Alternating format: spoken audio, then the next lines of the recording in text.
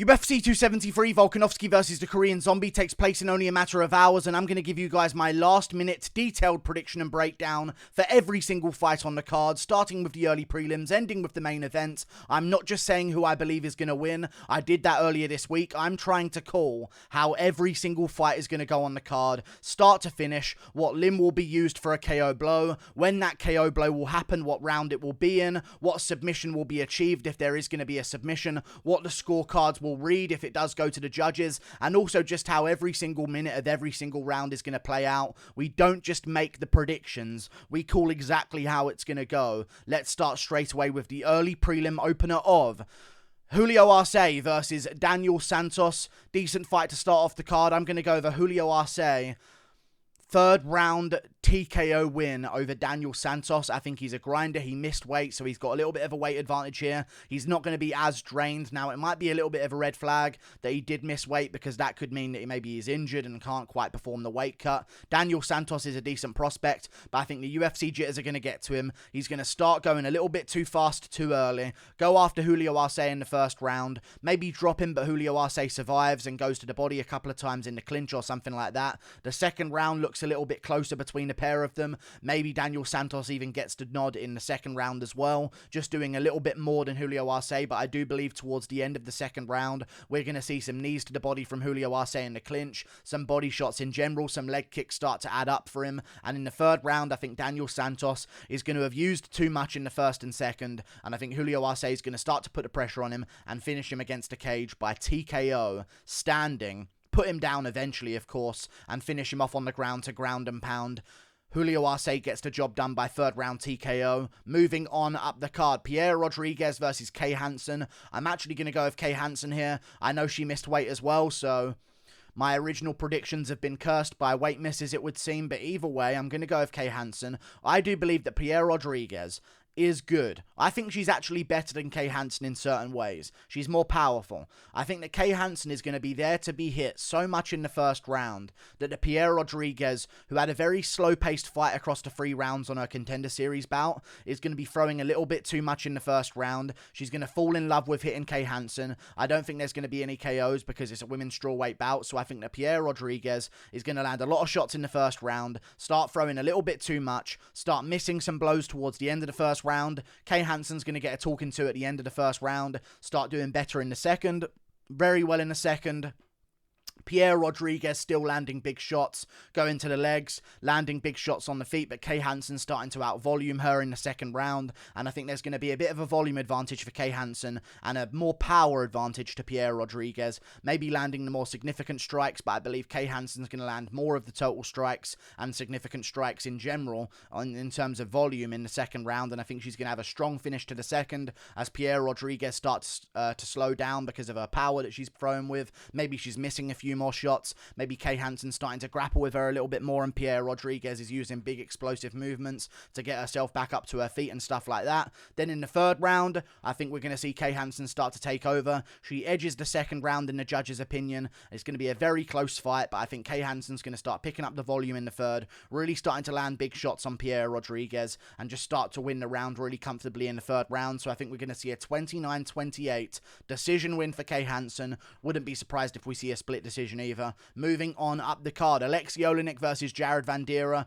I'm just going to go with an Aleksei Oleinik scarf hold submission win over Jared Vanderaa in the first round. He's an underdog. Don't know why. Vandeera's not very good. He's had a problem with grapplers before. I think Aleksei Oleinik's maybe going to take some big shots early on. I think in the middle of those big shots that he's taken, Jared Vanderaa is going to get a little bit too overconfident, start throwing some big kicks and big moves and big punches in general. I think that's going to give opportunities for Aleksei Oleinik to take him to the ground while he's off balance. Maybe whilst he's in the middle of throwing a big shot, Aleksei Oleinik times a very good takedown. Vanderaa tries to work his way back up, but Oleinik climbs him, takes the body lock position on the back, drags him back down to the canvas. They start fighting on the ground a little bit. Jared Vanderaa survives a couple of submission attempts, but eventually Aleksei Oleinik gets into side control and puts in a scarf hold on Jared Vanderaa and finishes him off the way he would have finished Derek Lewis if he would have tapped to that submission in the first round of their fight. I think Aleksei Oleinik gets this one done. After taking some big shots early, he finds his moment for the takedown and gets the submission win in round 1 against Jared Vanderaa as an underdog, which I really don't understand. Moving on to the prelims. Mickey Gall versus Mike Malott. I'm actually going to go with Mike Malott by decision. I know he's got a finish rate, unbelievable finish rate. I think he's going to get a decision win here. I think he's just going to ride out top position against Mickey Gall. I don't think this is going to be a great fight. I think they're both going to be in a bit of a standoff on the feet. Mike Malott having certain moments on the feet. Mickey Gall having some big moments on the feet. Maybe Mike Malott landing some really good kicks. Mickey Gall landing some kicks back and a couple of decent punches. Maybe Mickey Gall wins the first round on the feet. Has some good moments there. But I think Mike Malott eventually is going to start pulling for some guillotines. Mickey Gall shoots for some takedowns. Mike Malott gets a guillotine. Uses it to sweep Mickey Gall. End up on top. Take full guard position on top. Maybe mount position and Mickey Gall works his way back into a full guard position on bottom. Stuff like that. And I just think that Mike Malott is going to ride out top control. Throw total strikes. Maybe have a couple of submission attempts in round 2 and 3. But I think the main thing is going to be his control time and his total strikes in the second and third round. I just believe if Mike Perry can stay on top of you and win against you using top control and using better jiu-jitsu, and if Diego Sanchez can do the same thing as well, eventually leading to a finish, I do believe. I think that Mike Malott's going to be able to do that. Trains at Team Alpha Male, great wrestling gym, and I can just see him being able to control the grappling exchanges in this fight, using submissions to end up on top and winning the fight that way against Mickey Gall, who's going to be spending a little bit too much time on bottom. I think Mike Malott's just going to have a strength advantage in the grappling, and that's going to lead to him winning the second and third round in a pretty lackluster contest by decision, 29-28. Moving on up the card, Aspen Ladd versus Raquel Pennington. I'm going to go with Raquel Pennington by decision here. 30-27. I think Aspen Ladd's coach is going to have an aneurysm and maybe pop a blood vessel in the corner. He's going to abuse her beyond belief in the corner. I also do believe that's another separate prediction that I'm making in this fight. I really don't see Aspen Ladd winning this one. I don't think she has the work rate for it whatsoever. I think Raquel Pennington's just a little bit too busy against a cage, and I can just see this being a very frustrating watch, especially for Aspen Ladd's coach, who is going to be verbally abusing her in the corner. Appropriately, though, you will agree with it, and you would want it to happen, and you would want to verbally abuse her yourself. I feel like, yeah, she's going to be held against a cage. Raquel Pennington's going to be kneeing her to the body. They're both going to be against a cage. Maybe Aspen Ladd has a couple of moments where she has a hip toss and puts Raquel Pennington on the ground, who eventually works her way back up to her feet and takes back control against a cage, winning the fight on the feet as well at range whenever we're there. But I think it's going to be a very frustrating watch. The Tyron Woodley of the female divisions. Aspen Ladd is going to get held against a cage and get finished. Not finished. I think she's just going to finish the fight doing absolutely nothing whatsoever to change her position, and Raquel Pennington's going to cruise out a 30-27 win just by out-hustling Aspen Ladd at every turn. Moving on up the card, Anthony Hernandez versus Josh Fremd. I'm going to go with Anthony Hernandez, and I'm going to go with Anthony Hernandez via third round submission. Okay? I think that Josh Fremd is going to be winning this fight early on. Doing very well in the opening round, winning against Anthony Hernandez, kicking him up a little bit. I think Anthony Hernandez is going to be doing more of the investment shots to the body and the legs. Maybe Fremd is going to be landing some good shots to the head, maybe winning a couple of the grappling exchanges early as well. But I think eventually the fact that he took this on short notice, and the fact that Anthony Hernandez has a great gas tank, great survivability on the ground, I think Fremd might have a couple of close submission attempts on top, maybe with an arm triangle. Can't quite get it, burns out his arms on short notice. Anthony Hernandez starts to make a bit of a comeback.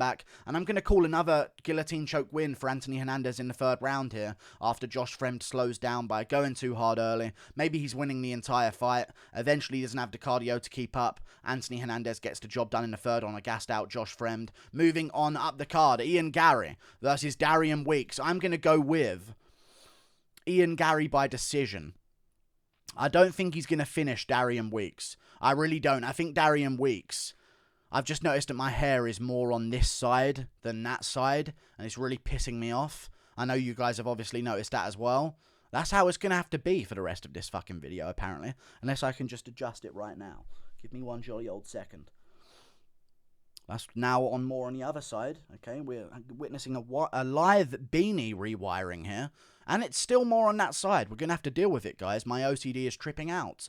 Ian Garry, Darian Weeks. I'm going to call a decision for Ian Garry. I think he gets this one done 30-27, unanimous decision. I think he wins it quite comfortably against Darian Weeks. I think Darian Weeks is going to be tough, But I really do see a real easy win for Ian Garry here. I think he's just going to tune up Darian Weeks at range for 3 rounds. If you ever watched a Jack Grant fight, Darian Weeks has a similar style. Very simple stand-up. Doesn't really do too much crazy stuff whatsoever. Walks forward, plods forward in a very simple style. I think Ian Garry's going to have that all day long. And I think he's just going to tune him up on the outside. Jabs, twos, kicks, front kicks, land some big shots here and there. Maybe he drops Darian Weeks in a certain few moments. Darian Weeks recovers, gets back up, but I think we're just going to see a volume and range control masterclass from Ian Garry. He has a bit of a range advantage, I do believe, 2.5 inches. I think he's going to use that to his advantage, especially with the kicks as well. Front kicks to the body, teeps to the body as well, and I think he's just going to keep distance. 30-27 every single round. Maybe he drops Darian Weeks in the third, but Weeks shows great toughness to continue.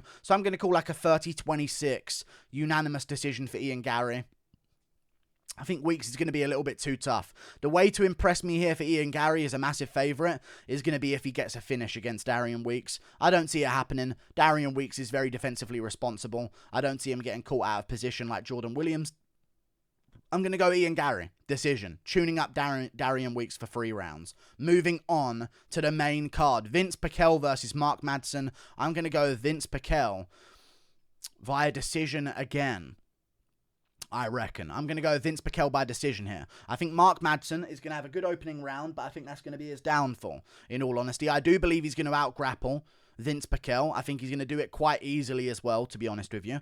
And I think that's going to be his downfall. I don't see any finishing ability from Mark Madsen. He has got 1 TKO win in his career, but I think in the first round of this fight, he's going to keep getting Vinc Pichel down to the ground. Vinc Pichel's going to keep working his way back up to his feet because he's a great grappler. And I think in the first round, we're going to see Mark Madsen throwing around Vinc Pichel all over the place. Maybe like not a 10-8 round, but like a 10-8 in terms of a grappling round, but it won't be scored a 10-8 round. He hasn't done enough damage, but he's going to be throwing around Vinc Pichel in the first round. Big slams, a lot of throws, a lot of trips, getting down Vinc Pichel. Vinc Pichel's going to work his way back up every time, land a couple of total strikes in a clinch, couple of knees to the body. Madsen's going to go for some knees to the body as well, but I think Vinc Pichel's are going to be a little bit more vicious. And as the rounds go on, I think Mark Madsen's going to start getting down Vinc Pichel again in the second round. Pichel's going to work his way back up to his feet. Mark Madsen continuing to grind, continuing to try and keep the pace, but now Vinc Pichel's starting to out-damage him against the cage, starting to separate here and there and have some moments where he's unloading on Mark Madsen until Madsen shoots another takedown and gets him to the ground again. But I think on damage, Vinc Pichel's going to win the second round.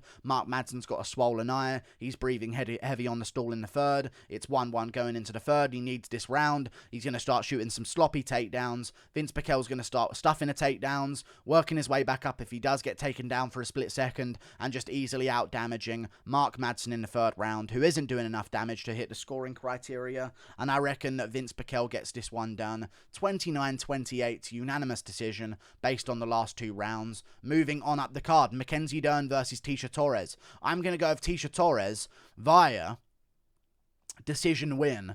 29-27. I think Mackenzie Dern is going to have some moments early on.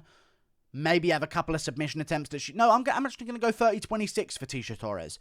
I don't think Mackenzie Dern's going to have too much success here. I think she might drop after failing some takedowns, go for a leg or something like that, but Tecia Torres is not brain dead like Hannah Cifers, so she won't stay on the ground with Mackenzie Dern. She's going to separate, kick the legs of Mackenzie Dern on the ground while Dern's messing around on her back. Tecia Torres kicking the legs over and over again, starting to land some punches, stacking the guard, maybe going to the body with some punches and then separating. The referee stands up Mackenzie Dern. Torres goes back to outstriking her on the feet quite minorly. Dern shoots more.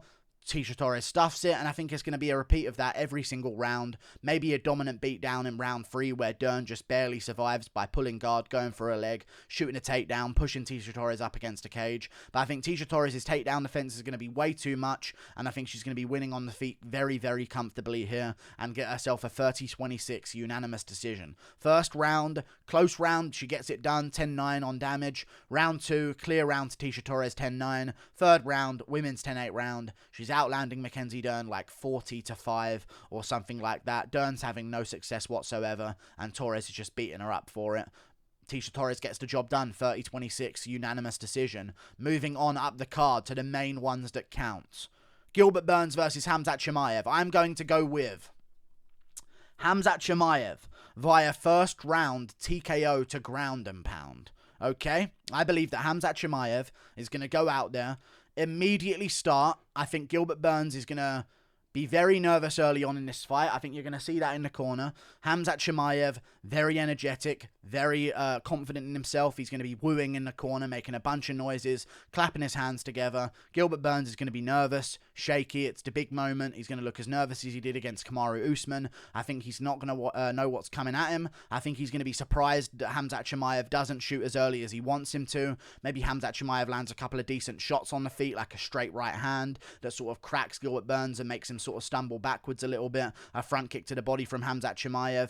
Burns throws back, maybe lands one shot. Chimaev takes it well, gives him a little acknowledging look that, yeah, this is a firefight. You've landed back on me, I've landed on you. Chimaev circling into Burns, feinting, doing a bunch of feints, backing Burns up against a cage. Burns tries to counter as Chimaev comes in. Chimaev doesn't come in for a blow. He comes in for a takedown, gets the takedown. Burns stuffs it immediately. Khamzat Chimaev takes the back against a cage, starts kneeing Burns to the leg, starts punching Burns in the face. Burns is going to try and work his way back up to his feet, maybe roll for a leg. Khamzat Chimaev's going to stuff it, end up on top, land some good shots. Burns scrambles again, tries to get back up to his feet. Chimaev knees him to the body, keeps the body lock against a cage, drags down Gilbert Burns again. Burns works his way back up. Chimaev gets the body lock again against a cage, picks him up, dunks him down, ends up on top in full mount, lands some really big shots on Gilbert Burns, who's trying to scramble out the bottom of the full mount, trying to find his way to another leg or something like that. I think that's when Chimaev's going to take his back. Gilbert Burns is going to have his back taken. Full mount on the back for Khamzat Chimaev. He's got the back mount, landing big shots behind the ear of Gilbert Burns. Gilbert Burns is going to try defending himself, roll over, give up full mount, roll over again, start giving up his neck a little bit. Chimaev's going to fight for the neck, try and get a rear naked choke. Burns is going to fight the choke very well. Chimaev goes back to punching behind the ear and finishes off Gilbert Burns, not because he's out cold, but because he can't move, because Khamzat Chimaev is too big. 10 to 15 pounds of a weight difference. TKO to ground and pound, because Burns is not improving his position. At the end of round 1, around 3 or 4 minutes into the first round, Khamzat Chimaev gets it done by first round ground and pound TKO. And on the microphone afterwards, he's going to say these words. Do you believe me now, brother? Ah! Do you believe me now? That's what he's going to say. He's been mentioning it all week.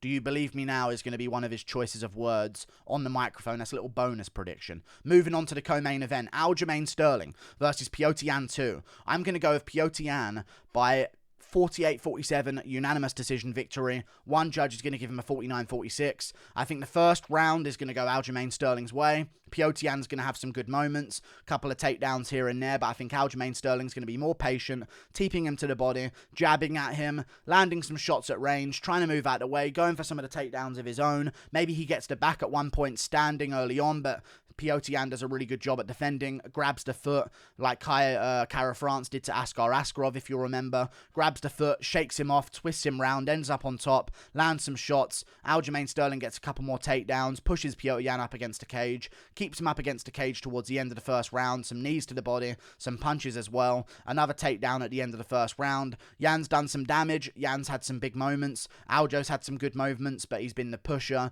He's had the volume advantage in the first round. The first round is going to edge his way. The second round's also going to be very close, but I think Yan's going to win the second round. They're both going to be grappling against a cage a little bit more. Aljo unloading with volume. Yan starting to crack back with some big power. Start to gain some respect from Aljamain Sterling, who's now starting to back up towards the second half of the second round after having some success early on. Yan's now on the front foot.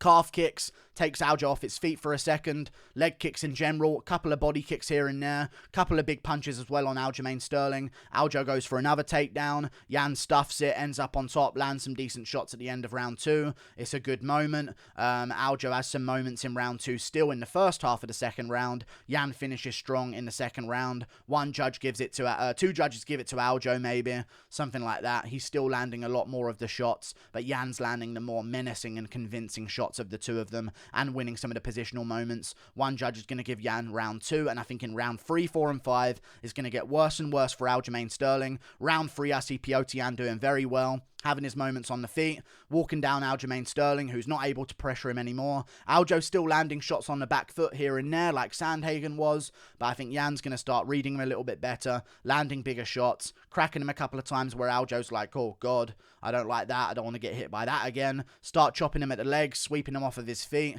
They're going to start grappling a bit more. Jan's going to win the grappling positions, end up on top of Aljo at the end of the third, landing some big shots to the body in a stacked guard, some big shots to the head as well. Round 4, I think Jan and Aljo are going to go to war in round 4. It's going to be a crazy round. Aljo's throwing spinning back fists. He's emptying out the toolbox. Head kicks, all sorts, all that kind of stuff. He's going for broke. He tries to get the back again standing. He might have it for a second maybe, but Jan spins out of it, ends up on top again, has his moments. Aljo works his way back up, just pushes against Jan for dear life towards the second half of the 4th round. Jan starts taking Aljo down. Aljo's working his way back up. Maybe he goes for a leg lock on the ground. Jan escapes it, stands Aljo back up, starts beating him up against a cage towards the end of the 4th round. Round 5, one-way traffic from Petr Yan. Not enough for a 10-8 round, but a very controlled beat down in round 5. Winning the exchanges on the feet. Dropping Aljo in round 5 maybe. Just not enough for a 10-8 round because Aljo's still trying to keep up with the volume, still trying to push him against a cage, but it's just not having any damaging moments whatsoever. Petr Yan gets this one done. 48-47 on 2 judges' scorecards. One biased judge will give Aljo round 2. No. 49-46 for Jan, based on the last 4 rounds on one judge's scorecard, and then 2 biased judges give Aljo round 2 when he shouldn't have got round 2, and make it 48-47 Petr Yan. Moving on to the main event, Alexander Volkanovski versus the Korean Zombie. I am going to be going with Alexander Volkanovski here. I reckon he gets this one done by 4th round ground and pound TKO, as sad as it makes me feel. I don't want to see the Korean Zombie lose. Also don't want to see him win because it would ruin the entire division. Let's be real. I don't want to see him lose though, but I think I will. Round 1. Very good round from Alexander Volkanovski. Leg kicks, big shots, jabs to the body. He's moving, he's circling around the outside. Korean Zombie's landed some decent shots as well. Volkanovski sort of nodding at him, taking them well, acknowledging the shots that are landing, starting to land some decent hooks on the Korean Zombie. Couple of good leg kicks, couple of good switch kicks to the body and stuff like that. Korean Zombie starts to attack the legs back of Alexander Volkanovski for a little bit towards the midway point of round 1. Volkanovski's doing very good. He starts to get aggressive towards the end of the 1st round, backing up the Korean Zombie against a cage, doing little movements in and out, trying to land big shots, landing a couple of good hooks towards the end of round 1, couple of good body shots as well. Then towards the end of round 1, with about a minute left, Korean Zombie lands a decent uppercut on Volkanovski, puts him down for a second on his ass. Volk pops right back up, shakes it off, beckons him on a little bit. The Korean Zombie's going for it, rushing forward. Volk's moving out the way, going for a takedown. Korean Zombie stuffs it. Volk gets to clinch, pushes him up against the cage, knees his thigh, stomps his feet, punches him to the body. Korean Zombie's had a knockdown. Volk's won the majority of the round. I think it's going to be more like an Aljo versus Yan 1 situation in round 1, except where Petr Yan is the Korean Zombie. Then in round 2, I think the Korean Zombie's going to still be a little bit patient, looking for the big shot. Volk's going to be out jabbing him to the body, inside leg kick, calf kick, inside leg kick. Korean Zombie throws some head kicks, some body kicks, some leg kicks of his own, couple of decent shots of his own. Volk's moving too well, circling around the outside, slipping out of the way of the jabs of the Korean Zombie, coming over the top with right hands, landing some good body shots, shooting some takedowns that get stuffed by the Korean Zombie, pushing him up against a cage, foot stomps, knees to the thigh, body shots. Round 2 over, 10-9 Volkanovski's making a comeback after being dropped in the 1st round. Maybe that round goes to the Korean Zombie. Round 3, Volk's doing a little bit better. He's really starting to beat up the Korean Zombie. Big shots on the feet, switch kick to the body, inside leg kick, calf kick. Korean Zombie starting to step a little bit gingerly on that lead leg. His power's not the same. He's landing some decent shots on Volk, but the power's not quite there. Volk's landing some really big shots on the Korean Zombie. His eye's swollen up. His lip is busted. He's got a cut over his eye from like a clinch off the break, from like an elbow off the break of a clinch from Alexander Volkanovski. Volkanovski pushes him up against a cage, shoots for a takedown, gets it at the end of round 3, lands some big shots, couple of elbows, couple of knees as Korean Zombie gets back up to his feet, and they're against a cage again. Volkanovski, elbows in the clinch, foot stomps, knees to the thigh, separate, big shots against a cage, inside leg kick, outside leg kick. Korean Zombie's really getting beaten up, busted up. Round 4, Korean Zombie goes for it at the start of round 4, has a moment where he hits Volk with a decent shot. It doesn't hurt Volk whatsoever, but the Korean Zombie sees this as an opportunity to go after him, tries to go after him. Volk takes him down, beats him up a little bit on the ground. Korean Zombie works his way back up. Volk pushes him against the cage again. Foot stomps, knees to the fire, body shots, separates, jabs, twos, big shots on the feet. Korean Zombie starting to get rocked a little bit on the feet here. He's not taking the shots too well off of Alexander Volkanovski. Volk's starting to chop up the legs a little bit more. Now the Korean Zombie starting to lose balance and eventually goes to the ground after being swept off his legs with a big kick. Volk ends up on top, stacks the guard, body shots, head shots, passes over into half guard against the cage. Big shots there, elbows, big shots again. Korean Zombie's busted up. He's covering up. Move, fighter! Defend yourself, fighter! The referee's trying to tell him to defend himself and move to a better position. He can't move to a better position. Volk keeps up the volume. Big ground and pound shots. Volkanovski gets the job done by 4th round. Late TKO in the 4th round to ground and pound shots after Korean Zombie does not improve his position. Like and subscribe. Thank you for watching. Click that button up there. Toodle pip. I'll see you later. Goodbye.